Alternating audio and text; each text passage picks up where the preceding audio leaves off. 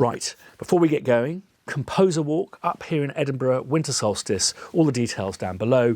Just go to the Eventbrite if you can and for an RSVP, so I kind of know what numbers are coming. Right, on with this video.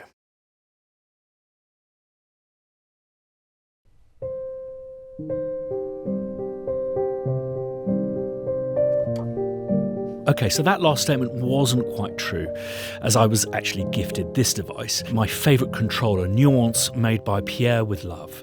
Pierre is a composer, so he knows what we need, and he's probably not going to appreciate this vlog because he's going to be inundated, but this for me epitomises elegant industrial design, something I'm pretty obsessed with. And this is largely because our grandfather, fantastic man, Clarence, he just would sit with us with things and talk us through why he thought something was well designed. And for an elegant industrial design, it's not just about looks, it's about feel, build, is it built to last, operation, can you intuit how to use it, and is it just a little bit ingenious in the way that it delivers to you its utility. As you know, on this vlog, I just like to get out the toys and show you a new reverb pedal, all of that kind of stuff. But in this case, I want to show you something because I think it's important, and I think it's something that you should consider possibly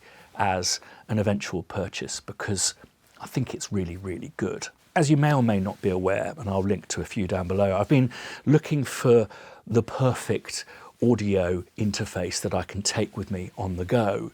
I started with the Apogee Duet, but the problem with that is it came with a proprietary cable, not a cable that you can buy anywhere on that day. So if you leave the cable at home, travel across to LA, you've basically got a totally useless audio interface.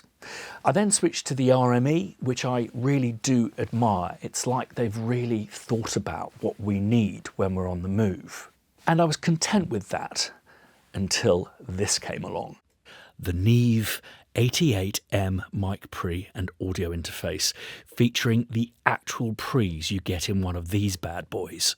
The 88R desk. Warm and musical, they add a touch of harmonic distortion to the signal, and what this does is simply make your recordings more audible. I'll play some piano through this in a bit. Listen to it on your monitors by all means, your headphones, but also your phone, your laptop, to understand why a good amplified signal will translate to different outputs because it's musical. The 88M also claimed to have fantastic AD-DA converters too. You've probably seen lots of pictures of this, but it's actually bigger than it seems. If you see, that's the RME compared to the Neve. It's quite a chunky thing. So let's start with the back. It's a 10-in, 2-out interface with 8 channels of digital in and out depending on your clock rate. One of the very few gripes I have is this uncommon USB cable. Again, if you leave it behind, this will need a visit to a proper electrical store, not the kind of cable your hotel will have knocking about or that you're able to buy in airports. The monitor outs are for TRS, as in tip, ring, sleeve, not TS, which is just tip and sleeve. It's a balanced output.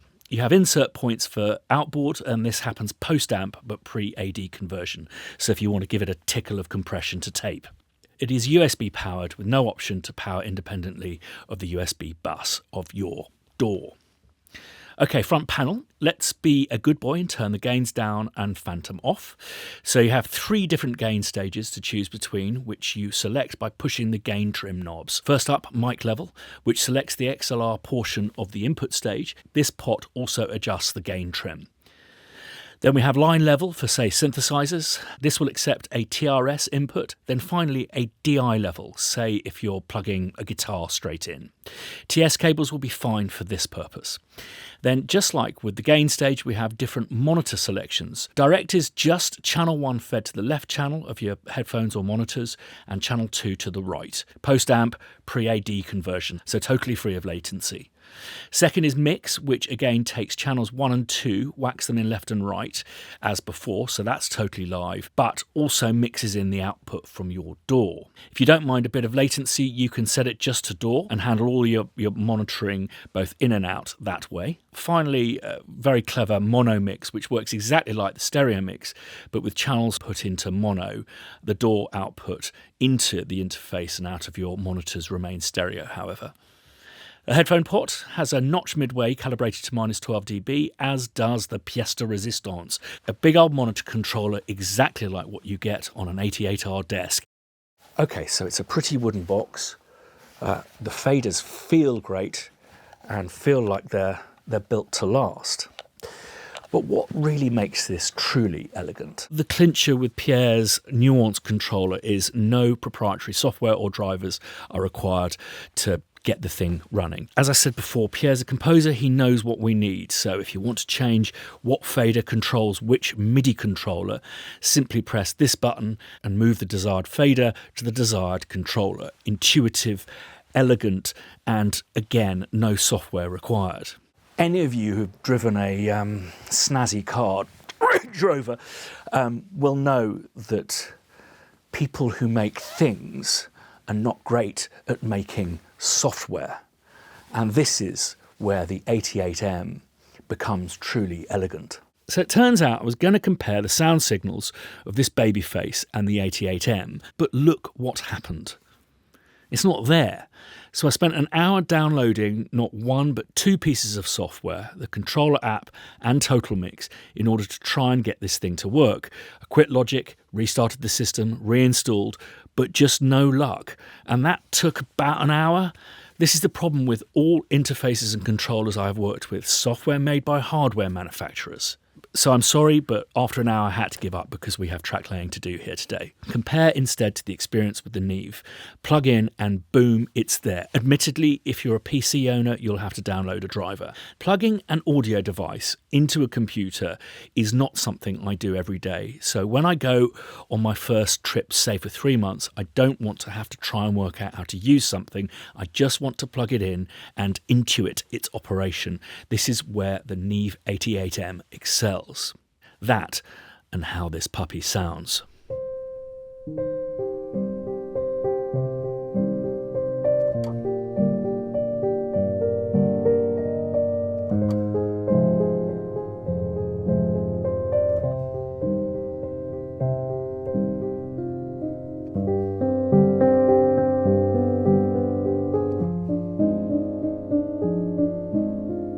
Why are mic pre's important? Well, the way I often describe it is, it's like buying, I don't know, a $6,000 PRS guitar and then plugging it into a shitty little amp that you've bought from Radio Shack. The thing needs to be amplified and amplified well. And the same applies for microphones. They need to be amplified, so you need a really good mic pre.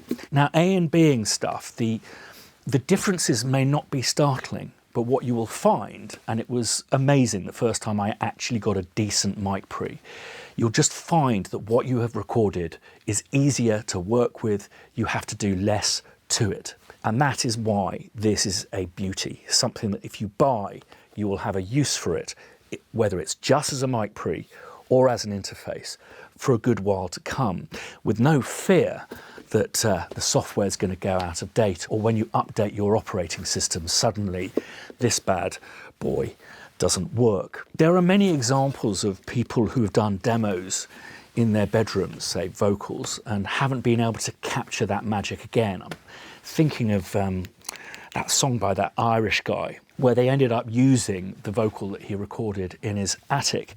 I think for top liners, for artists, being able to whack something down that has this quality of signal is a great way to capture lightning in a bottle. And that doesn't mean I won't miss some stuff from the Babyface.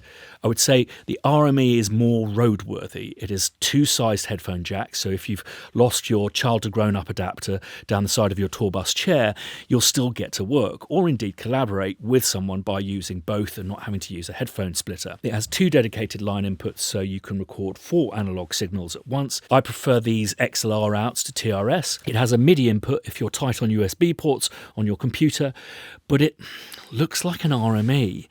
The form factor's a bit, well, meh. So, compared to the Babyface, compared to the many interfaces you can get from UAD, the amazing ones you can get from Focusrite, the Apogees, I just don't think you can compare them. This is an entirely different offering, and it's one that I think I admire for its elegance, because once you buy this, I don't think you'd need to think about buying anything else that does those same 2 jobs. The centerpiece of a project studio, if you're a top liner, this could be your audio interface forever. And I've got currently, my assistant is track laying very quietly over here. So what I've got to do is the voiceover, which you've just watched, in another place with my laptop and my portable Neve interface. Thanks, as always, for watching. There's loads and loads of stuff coming up. You'll be pleased to hear that I've hired a social media manager who's going to really kick me up the bum about this channel. I'm hoping to up the weekly output to 2 a week, and we're going to fix days and times. And I know I've said this a few times, but I am planning on doing some live streams. I've missed talking to you directly. Really important, remember the Composer Walk. Details down below. Just give us a little nod on the Eventbrite, just so I know how many people to expect and how much space I need to rope off in a pub. And as always, if you have any questions about this interface, mic pre's, other interfaces, please let me know. And I'd like to hear what your solution is for taking your show on the road. Thanks for watching, and see you next time.